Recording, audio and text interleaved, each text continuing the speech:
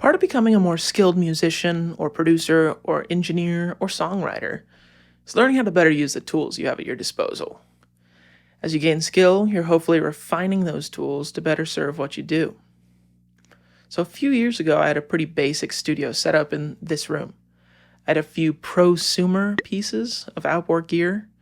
I had enough microphones to mic a drum set to sound alright. And I was recording bands and producing my own music. Then I moved to LA, and between being here and being in LA, my needs started changing. And I was doing more remote work for people. I was shifting more into the pop space, and I felt like I wanted my workflow to be more lean. Now I work in an all-digital studio. I record amps with my Universal Audio aux. I have almost exclusively software synths and tons of samples that all reside on this hard drive. The only preamps and compressors I use are plugins, namely the Modeling Unison preamps by Universal Audio. One of the microphones I use is a modeling microphone. And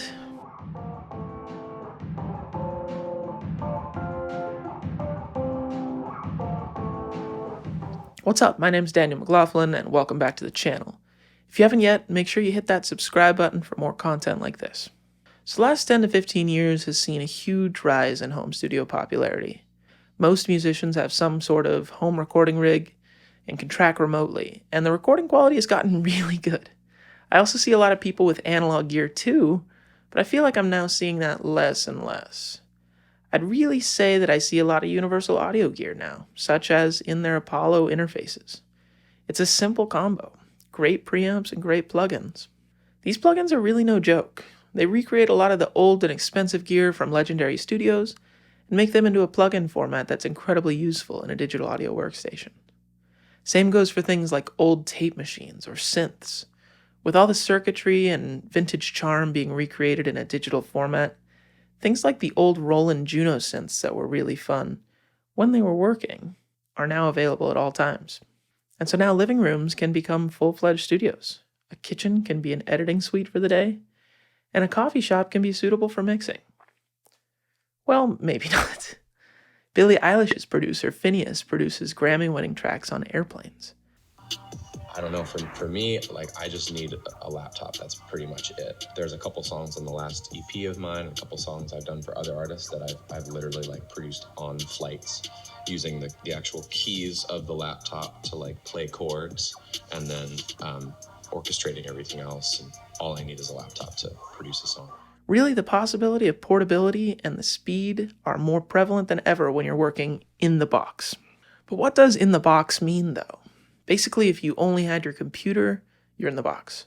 If you bought a summing mixer, or you're running your mix through a tape machine or a Neve large format console, you probably already know that you're using an out-of-the-box setup, or sometimes referred to as a hybrid setup. You're using real gear and sending audio out of your computer to be affected by analog gear, which can be really cool sometimes, but also brings its own set of problems. Like, I would love an Empirical Labs distressor, or a TubeTech CL1B, but I don't want to use it as like a chain on the way into the interface. I guess I could see committing to things, but never mind. That joke was lame anyway. I like using that stuff for mixing. And if I use that gear in a way where I would have to route sends and returns, I can really only use each piece of outboard gear once. I could always eventually save up for more, but then all of a sudden I'm looking at getting a patch bay and a whole rack full of, quite frankly, really expensive gear that I'm not using all the time. And that workflow kind of bums me out. It's also not something I'd be cool with packing up and throwing in the car to go to a session in a smaller space or something. I'm also almost always working on a few sessions at a time. Whether it's just on ideas or recording for some other people, I need to get things out quick. Not being able to recall those settings is a huge deal breaker for me, and a lot of people, when trying to get things done fast.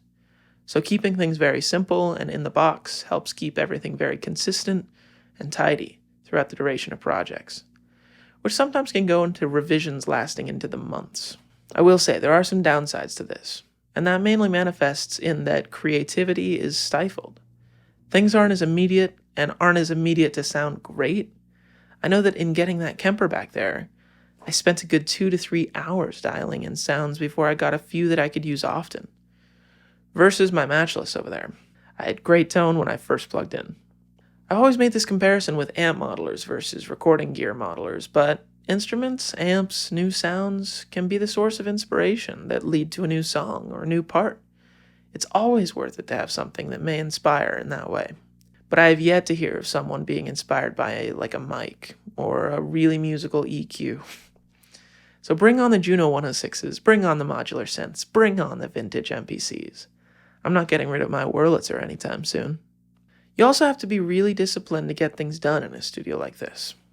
It's really easy to get distracted by more plugins or by trying out all the presets, and it's also just a good idea to turn off the Wi-Fi when you're working for the CPU. I don't mean to spur this into an analog versus digital debate, because I really do like them both. I think analog can be a labor of love sometimes, but at the end of the day, the music and the clients matter the most. An all-digital rig keeps things lean and mean, and I think that's why we're seeing an industry shift in that direction. But for now, I'm going to get back to dialing in this Kemper. Thanks for making it to the end of the video. Make sure to hit that like button, subscribe. I'll see you in the next one.